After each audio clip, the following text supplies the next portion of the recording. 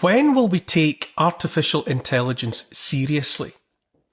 Everyone seems to love the likes of ChatGPT, just one wholesome and friendly sounding manifestation of what is surely the greatest technological revolution of our time, or perhaps anyone's time. Who doesn't like to chat, after all? I hear from university students who tell me their colleagues routinely use AI to write their essays for them and reap the coveted top marks as a result. There being no such thing as a free lunch, however, we really should wonder what price must be paid for what presents itself like a genie from a bottle, come to grant wishes. David Icke took to X this week to draw attention to the firing of the head of the United States Copyright Office on the orders of President Trump. Quote, "Are you getting it yet?" Icke asked.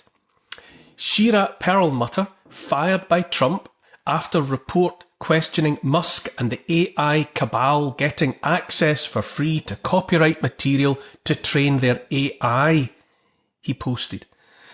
The report Icke mentioned is titled Copyright and Artificial Intelligence.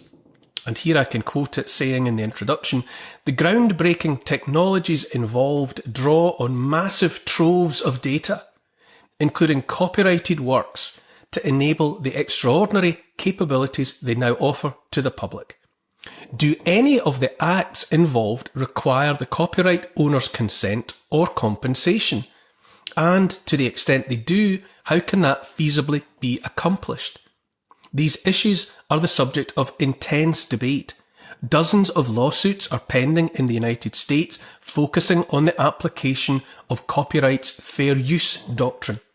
Legislators around the world have proposed or enacted laws regarding the use of copyrighted works in AI training, whether to remove barriers or impose restrictions.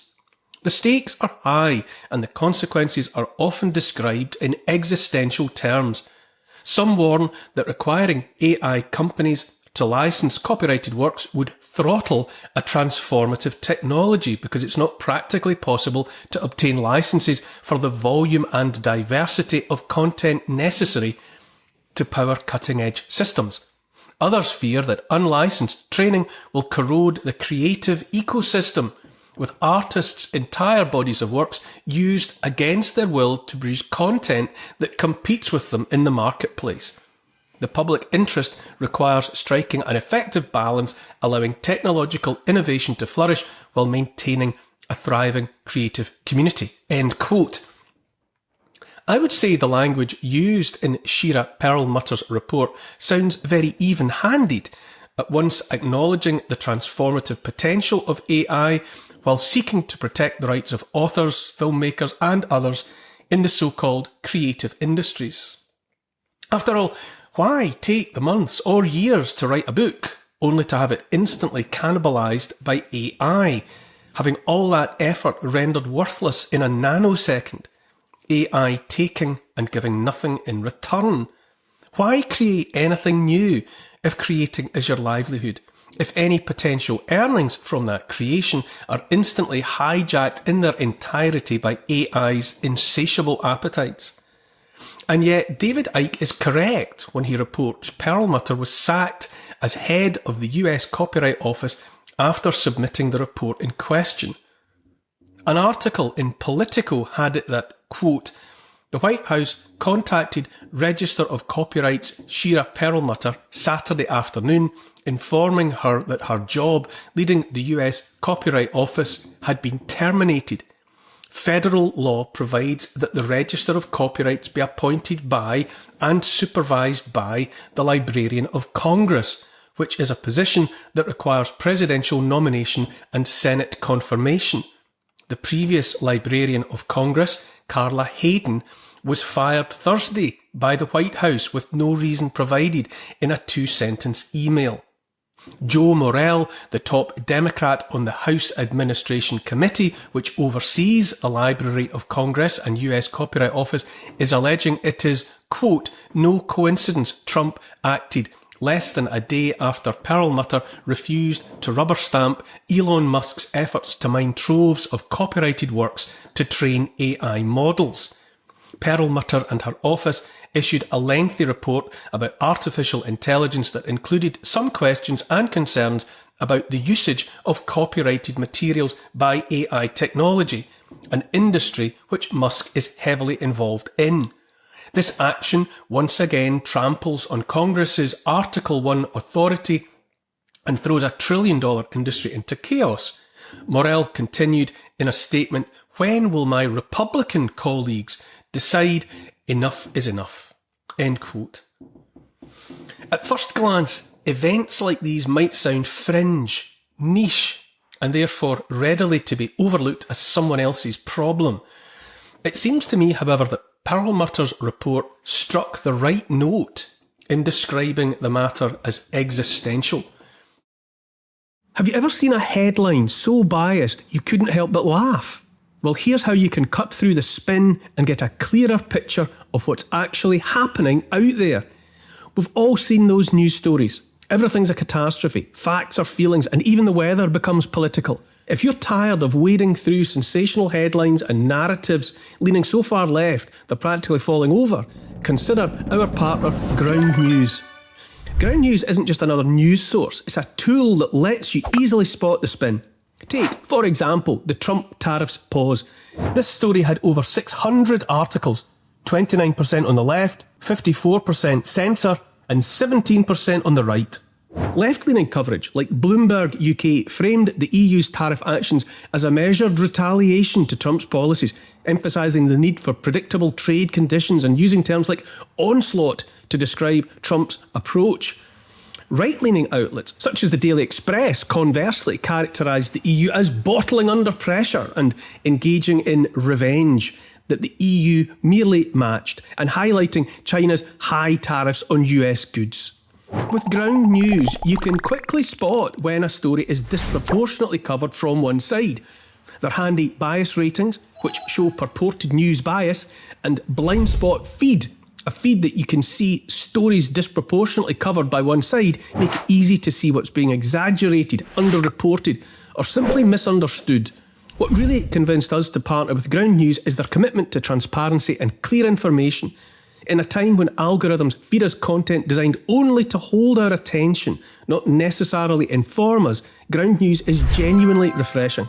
It's not about being unbiased, it's about clarity and balance. If you want to cut through sensationalism, visit ground.news/GBN or scan this QR code now to subscribe.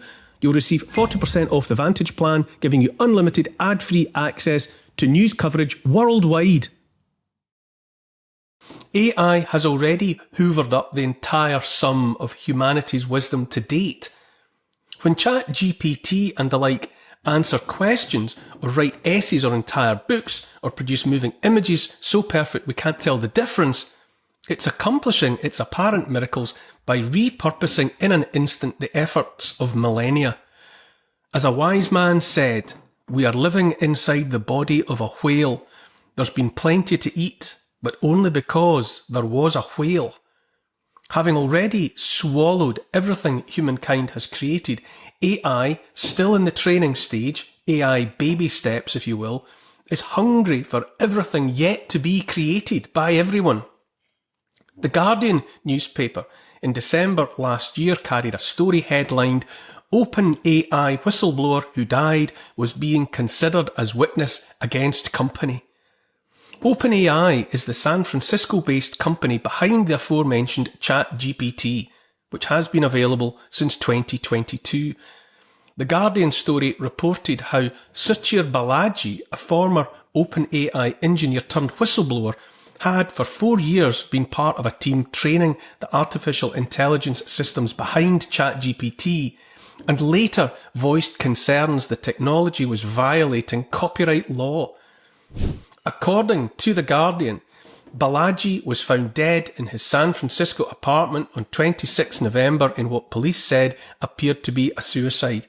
No evidence of foul play was found during the initial investigation. The city's chief medical examiner's office confirmed the manner of death to be suicide. His parents, Purnima Ramarao and Balaji Ramamurthy, said they're still seeking answers. describing their son as a happy, smart and brave young man who loved to hike and recently had returned from a trip with friends. Suchir's contributions to this project were essential and it wouldn't have succeeded without him, said OpenAI co-founder John Schulman in a social media post memorialising Balaji. Schulman, who recruited Balaji to his team, said what had made him such an exceptional engineer and scientist was his attention to detail and ability to notice subtle bugs or logical errors. He had a knack for finding simple solutions and writing elegant code that worked, Schulman wrote. He'd think through the details of things carefully and rigorously.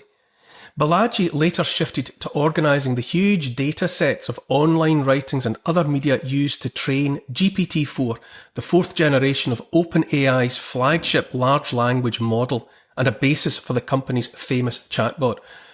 It was that work, reported The Guardian, that eventually caused Balaji to question the technology he helped build, especially after newspapers, novelists and others began suing OpenAI and other AI companies for copyright infringement. Before his death, Balaji had spoken of his willingness to testify in copyright infringement cases. Lawyers acting for the New York Times were on record describing Balaji as someone having unique and relevant documents backing claims of willful copyright infringement. It doesn't feel right to be training on people's data and then competing with them in the marketplace, Balaji told the Associated Press in the autumn of 2024. I don't think you should be able to do that. I don't think you are able to do that legally. Balaji said he had grown more and more disillusioned with OpenAI. He said, among other concerns, he was focused on copyright on the grounds it was a matter it was possible to do something about. He acknowledged that it was an unpopular opinion within the AI research community, which is accustomed to pulling data from the internet, but said, quote, "They will have to change and it's a matter of time." While Balaji's parents continue to challenge the verdict of suicide regarding their son's death, I find I am reminded once again of the infamous line in an essay published by the World Economic Forum, that one about the possible future awaiting us, in fact being prepared for us, the one in which we will own nothing and be happy. We can already see the grabbing corporate hands bundling up everything, arable land, water supplies, energy sources, anything that passes for money. The intention to do with private property, be it our homes, our cars, the whole lot of it, is increasingly apparent to those with their eyes open. The insatiable appetite won't even stop at ideas.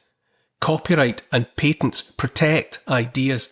Without those protections, it may be made impossible to earn a living by creating new things.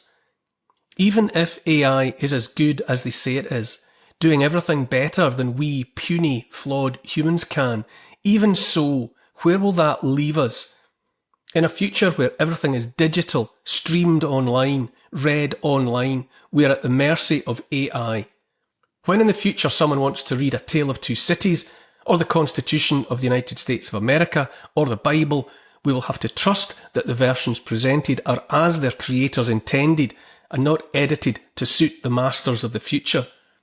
How would we know if all we have is what AI offers? I think, therefore I am, wrote philosopher René Descartes. In a world of AI and its corporate masters, why bother?